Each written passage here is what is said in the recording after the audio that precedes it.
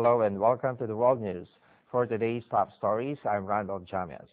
Heading the news, the second half of Doha climate negotiations is ongoing at present, in which the commitment by developed countries is expected and will determine whether the negotiations will gain positive results. Many developing countries and non-governmental organizations criticize that the developed countries' stubbornness that caused no substantial progress in the first half of the conference. The European Union has pledged to reduce its emissions by at least 20% by 2020, but set conditions for a further 30% cut. The United States is blocking progress towards a longer-term global deal, while Canada, Japan, New Zealand, among others, have declared they will not participate in the second commitment period, as the United States has not committed to the Kyoto Protocol. We have seen the developed countries not doing what they should do. The pledges, or rather the commitments that they have put on the table, the developed countries that are going to cut emissions of greenhouse gases under the Kyoto Protocol, it's very, very low. Very important countries like the United States are not a party to the Kyoto Protocol, but worse, we have more and more countries which are leaving the Kyoto Protocol second commitment period.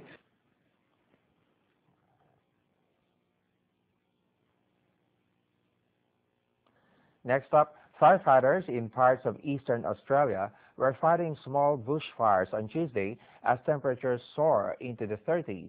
Local media showed fire crews near Brisbane putting out and controlling fires as local residents look on for their backyards.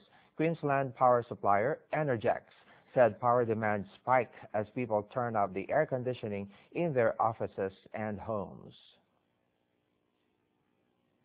Meanwhile, heavy snow hit north and northwest China again on Monday, bringing temperature drops and disturbing traffic. In Tacheng, Ili Prefecture of northwest China's Xinjiang Uyghur Autonomous Region, continuous snowfalls since last week have covered all major roads with a thick layer of snow, greatly slowing the traffic on them. In Emin County, local sanitation department has hired snowplows to clear the street as manual efforts are beyond the reach. The local weather department forecasts a drastic temperature drop after the snow. Going now to the southeast, Typhoon Bopha made landfall in southern Philippines early Tuesday, bringing heavy rains and strong winds, forcing 41,600 people living in coastal areas to flee their homes. Packing winds of 175 kilometers per hour and gusts of up to 210 kilometers per hour, Bopha is the strongest cyclone to hit the Philippines this year, making landfall over the agricultural and mining province of Davao Oriental in the Mindanao region. President Benigno Aquino asked residents of southern province on Monday to cooperate with disaster personnel to avoid heavy damage and loss of life. No casualties or missing persons have been reported so far. Let's have a story about climate change. While governments discuss new environmental policies at the Doha Climate Change Conference, private industry is also looking to the future with new technologies to produce clean, inexpensive power. American company Origin Oil has joined forces with French firm Enesis to develop a process that converts wastewater from commercial buildings into energy. Jim Jury reports. U.S. company Origin Oil and French firm Enesis have joined forces to launch a unique energy-generating project. They're producing algae from wastewater in a high-rise Paris office block and turning it into energy and clean water. The wastewater comes from the block's bathrooms, kitchens and toilets. It's the medium in which the algae is then grown in flat-panel bioreactors on the building's facade. Enesis CEO Pierre Tozina says it may just be slime to some, but to his company, algae is the future of clean, inexpensive fuel. Wastewater are full of nutrients, and we prepare the wastewater in a way that phytoplankton, microalgae, will nourish themselves from everything that is inside this wastewater. What you will have is two things: biomass made of the phytoplankton that has grown in 24 to 48 hours, and on the other side you will have pure water. From the biomass, fuel is extracted for use in the building. France's sustainable energy law, the RT2020, requires all major buildings to become more energy efficient by the end of the decade. Origin Oil CEO Riggs Eckelberry says the law has given the project added momentum. France has a major thermal regulation that is requiring builders to meet. So builders throughout France now have to show more energy coming out of a building than is going in, and they have to clean the sewage water. These are big challenges. Algae is a perfect solution for both generating energy and cleaning up the sewage water. The block, based in Paris's business district, La Défense, contains around 38 million square feet of office space. The two partners believe that integrating algae production into large building complexes will help firms cut or even eliminate their emissions, while also helping them save money and water that would otherwise get poured down the drain.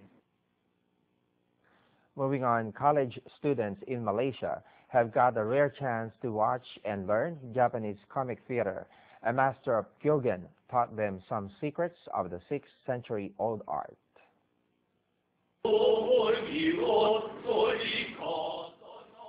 Mansai Nomura invited about 20 students onto a stage in Kuala Lumpur. He showed them how Kyogen actors move, sliding their feet and holding their necks stiff.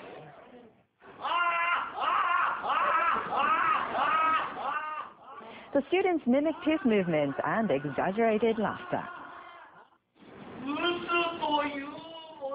Nomura follows the lesson with a performance of a comedy named Busu, or the Delicious Poison. It's the story of a master who orders servants not to eat sugar, telling them it's poisonous.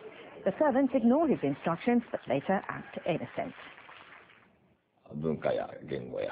I wanted to show how Kyogen has expressed humanity through changes in time, culture, and language, like a mirror that reflects human nature.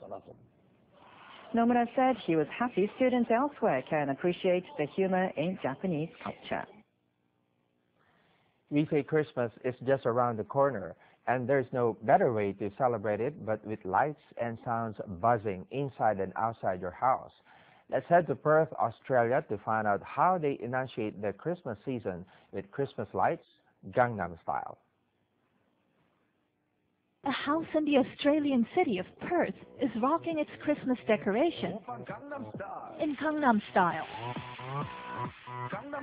Every year, the neighborhood holds a contest for the best illuminated house. And what better choice of soundtrack could one have than the South Korean mega hit? And so began owner Kim Il-man's quest for lighting perfection. 200 hours, 41,000 light bulbs, and 2 kilometers, or 1.2 miles of cable went into the project. Then comes the programming, a painstaking effort that's all done on a laptop.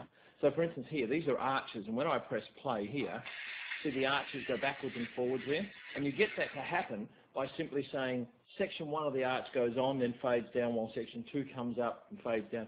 And you have to physically program each one of those, what have I got here, 32 different individual channels. And all just when you think there are no more channels left for Psy to spread the Gangnam style.